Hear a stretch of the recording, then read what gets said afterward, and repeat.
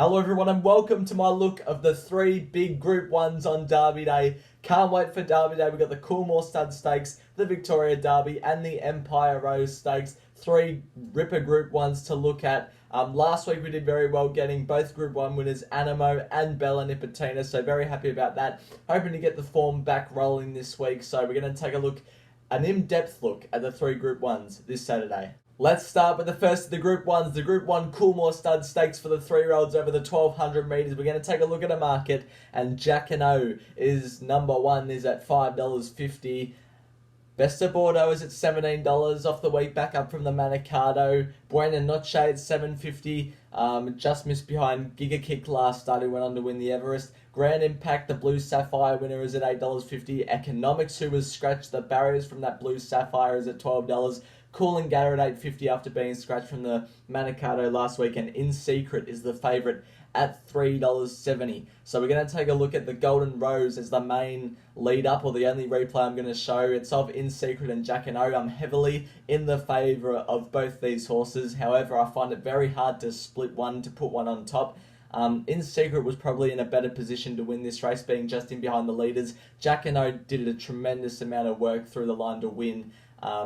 I like In Secret's path to this Coolmore Stud Stakes. Silver Shadow, Run to the Rose, Golden Rose, now back to 1,200 in the Coolmore Stud Stakes. Follows a similar path to Exceedance in 2019, which I really like. Jack and O has also done really well. He's gone McNeil, Golden Rose, into the Everest, and now he's in the Coolmore Stud Stakes. Jack and O's Everest run, by the way, was really good. I found it hard to separate these two horses. I have just lent the favour of In Secret for J-Mac. I just reckon it'll get a more cosy run from gate 9. It'll just need luck in the straight, and it'll have first crack before Jack and O does. Jack and O, however, very big chance. I don't think the straight's any issue. Gate 16 will be flashing down the outside in the Coolmore Stud Stakes. The second of the Group 1s is the Penfolds Victoria Derby over the 2,500 metres, also for the 3-year-olds. And we're going to take a look at a market. Sharp and Smart is at $3.50 on the week, back up from the spring champion. J-Mac rides from gate 3. It's a pretty good chance. Berkeley Square, last week's winner of the Moonee Valley Vars, is at $3.30. Mr. Maestro, the winner of the Caulfield Classic, or Norman Robinson at Caulfield on Caulfield Cup days at $6.50. Pericles, or Peristles, however you want to pronounce that, for William Buick and James Cummings, also on the week, back up at $7.50. For Gita Sand, trying to follow a similar path to Itotsu last year, it's at $23, going from the Guineas up to the Derby. And Miramasa, who narrowly missed behind Mr. Maestro last start, is at $15. We're going to take a look at the Spring Champion Stakes from last week. This was the win of Sharp and Smart.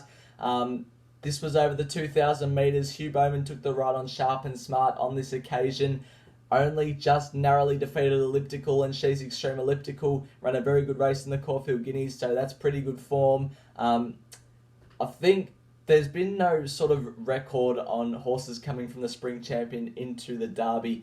The Spring Champion's only just moved to a week prior to the Derby. I don't know whether that was intentional or not, but Sharp and Smart comes into this race pretty well.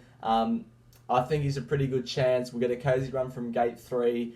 J-Mac goes on, you're not losing anything taking Hugh Bowman off. So I think Sharp and Smart's a pretty good chance on Saturday in the Derby, off the back of that run that we just saw. Berkeley Square's the other one I'm really interested in.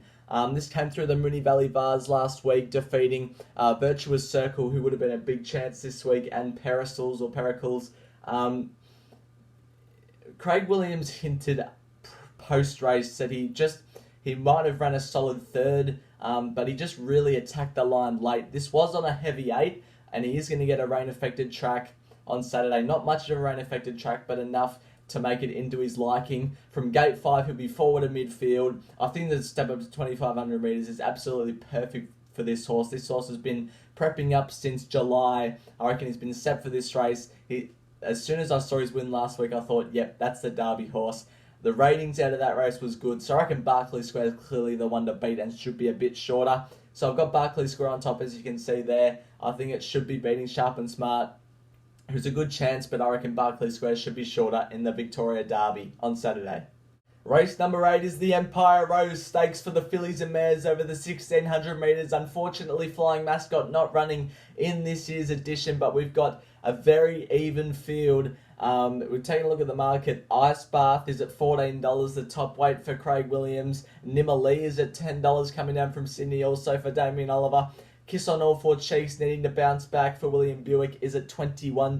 Palaisapan finishing second in the Tristark last start is at $12. Belle Plaisir finishing second to Cerilio missing the Ladies' Day. Vars last start is at $21. Yearning is at $20. The Stock Stakes winner Daisies is at $21. La Creek for J-Mac coming on from New Zealand is at $2.60, and with the 49 kilos, She's Lickety Split is at $7.50 coming through the 1,000 guineas. We're going to take a look at the Arrowfield Stud Plate at Group 1 level last start at Matamata. This was in New Zealand, and La Creek was a dominant winner of this race, winning by just about 4 lengths.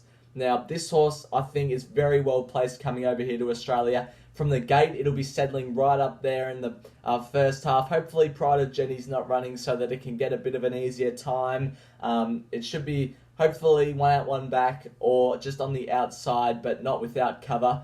I think La Creek's a really good chance. Could even take up the lead, but I think it would be better ridden with cover. J-Mac goes on, which is good. This win was absolutely dominant. I like how in the past New Zealand horses have come over for the Empire Rose and they've done really well. For example, Melody Bell.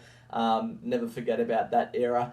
But La Creek follows a similar profile, and in what looks to be an even bunch this year, I reckon La Creek is the one to take it out, and J-Mac will be getting his second Group 1 for the day, hopefully. So La Creek is on top for me in the Empire Rose Stakes.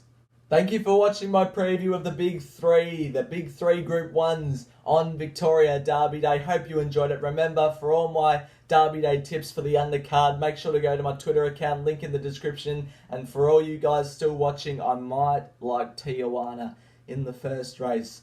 But I'll see you next week for a mega preview of Stakes Day. We got the Stakes, the Darley Classic, or the Champions Sprint, the Champions Mile, and the Champions Stakes.